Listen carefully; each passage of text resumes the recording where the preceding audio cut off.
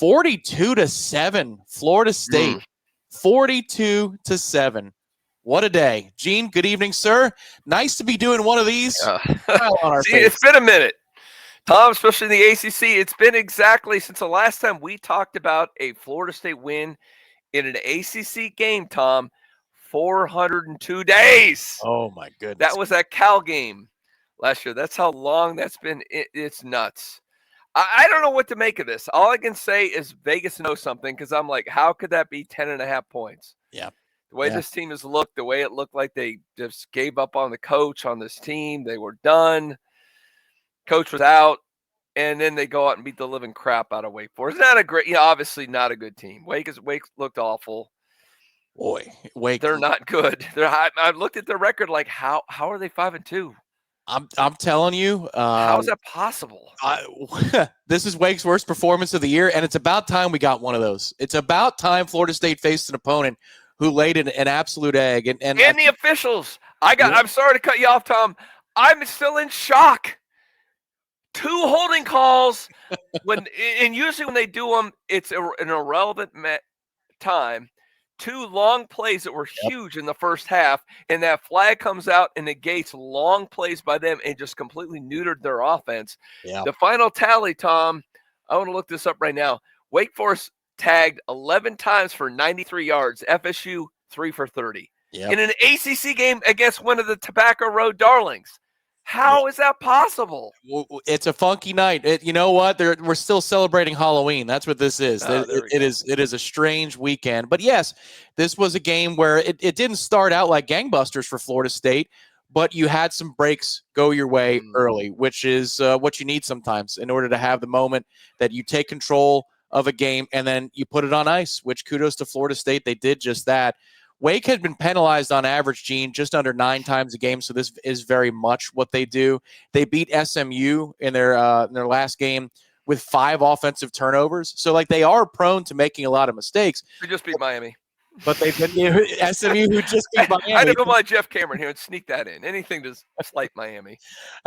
Mario is like nature. He always finds a way. He always finds a way. If you like that, hit the like button as you're in here tonight. But yes, that was something that set the tone. Also, they did some other things that bad teams do, like coaching decisions that make no sense. Gene, they're in plus territory in a 4th down. They don't go for it. They got a 3rd and 11 early in this game. They call a draw at the 50-yard line, a give-up play. Then they do go for it deep in their own territory. Like, it makes no sense, a lot of the things that Wake Forest did, and screw them. Good. That's wonderful news for Florida State because so many times in the last 20 years when Florida State had an important moment and they were facing off against Wake Forest, either on Bobby Bowden Field or up there in Winston-Salem, it turned out really ugly. But not this evening. No, Florida State, once Wake made those mistakes, Tommy hits a deep shot to Deuce Robinson, who had an excellent night tonight down the left sideline. That was their first connection of the night. It seemed like from that moment on, things started to go Florida State's way. Everybody settled down a little bit more mentally. Hey, look, Wake put the ball on the ground, and Florida State recovered a fumble tonight. We should throw a friggin' – hey, everybody raise your glass to Florida State recovering a fumble that the other team put on the deck. It has been a minute. Yes. Years. And Tom, really, the way the first few minutes of this game started, and you think this is typical. They're gonna end up finding a way to lose to this team. They look like crap, and you're right. They hit a couple plays and a couple of calls, and stuff actually went against Wake Forest instead of FSU. And suddenly they go, "Oh, we might win this game. Oh, we got a little bit of confidence." Suddenly, guys are flying to the football. Guys are making plays. Calls are going your way, and it's funny how that works. Confidence, especially in college football, it's amazing how it can shift the tide so quickly, and it really did in this game. Yo, Tom and Gene, man, you guys, you smell that scent brewing in the air, that sweet smell of victory? How about it? Do we need that or what? Yeah. Finally. Like we needed the winter air, Wes. Yeah, fantastic. Yeah, so I'm on the road. I'm on I-10 heading back.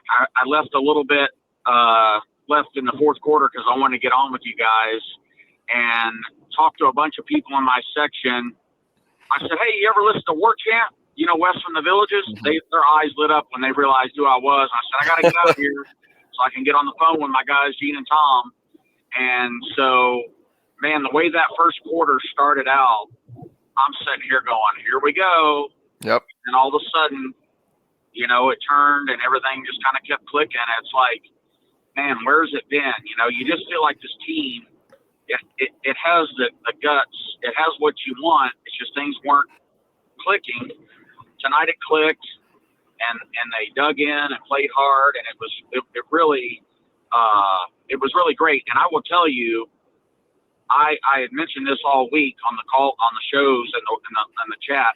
I was concerned that Norvell was going to get booed, and it really was. There were some boos, but they were drowned out with the cheering. So that made me feel really great. And the crowd, I know it was homecoming and the Heritage Week and all that, but I was really impressed when I got in there and once everybody filled in. It was a wonderful crowd. People were cheering. People were into it. And it just is a testament to what this program means to people. Even when we're down and even when it ain't looking good, people were cheering. It was really a much better environment than I anticipated. And so I really wanted to speak to that because I don't know how many people you guys are talking to that were actually in the stadium tonight. But, man, it felt so good. And then the way they played and all the things, it was really, really, it was obviously it was overdue and needed. So I really wanted to speak to that. Thank you, Wes. We appreciate that. Very good call. Yeah, Good it felt call, like Wes.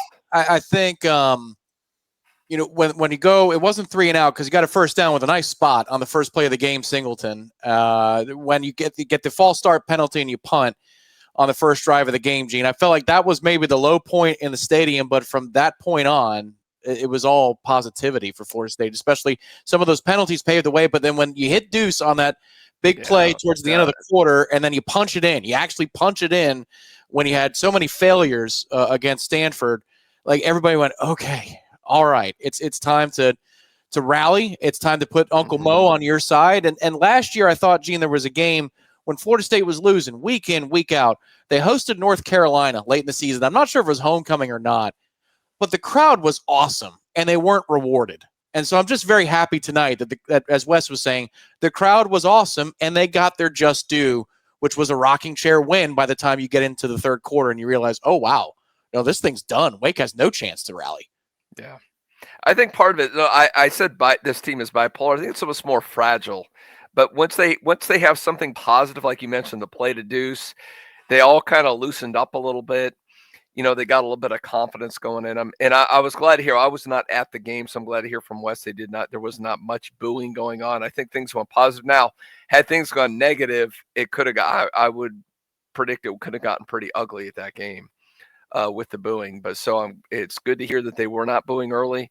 And this team, they played well. I mean, once they got a little bit of confidence, we saw glimmers of what we saw those first few weeks of how good this team can be. I don't think it's a lack of talent, the reason they lost these 4 straight games. I think there's something, it's just like I said, whether it's fragility, bipolar, whatever it is, this team has to have a couple things go its way, and then it rolls from that point forward. Things go wrong, they really have a hard time adapting to that and rising above it. Hey guys, how we doing? Just to let you know, I got a Petit Verdot red wine from Napa Valley, 2006 vintage that I'm working on. Very nice. I kind of wanted to mention that with the way that first quarter started, I was like a little apprehensive, but Wake kind of bailed us out. You mentioned, Tom, did the elephant in the room or the dark clouds. The one thing I noticed with this team today, it seemed like they kind of learned how to play with the elephant in the room and the dark clouds hanging over the program. Like they finally kind of got their footing. They're like, okay, this is what we got to do. This is who we are. This is what we need to be. This is our coaching staff. This is our school. Let's go out there and make it happen. And I think we started to see that finally gel today, that they realized, okay, this is who we are. This is our identity. Because they had the ID going into Bama. That's easy. You're playing Alabama, so you know you got an ID. But they kind of lost it. Now I kind of wonder if they're kind of getting it back because they're backed against a wall, and Wake making those mistakes kind of gave them the opportunity to get their footing and realize, hey, we're Florida State. This is who we are. Let's go out there and let's show them who we are. I think it's a very good call, Richard. Yeah. That's it. Look, you don't want to take all the credit away from Florida State because once the opening presented itself, Florida State kicked the door down. In that second quarter, it started. In the third quarter, it was over. Like, okay, very nicely done. They came away empty in that first drive, third quarter. But then after that, Florida State asserted itself, and the game was over. And Absolutely. you needed a little bit. You needed a little bit of juice there to get you started.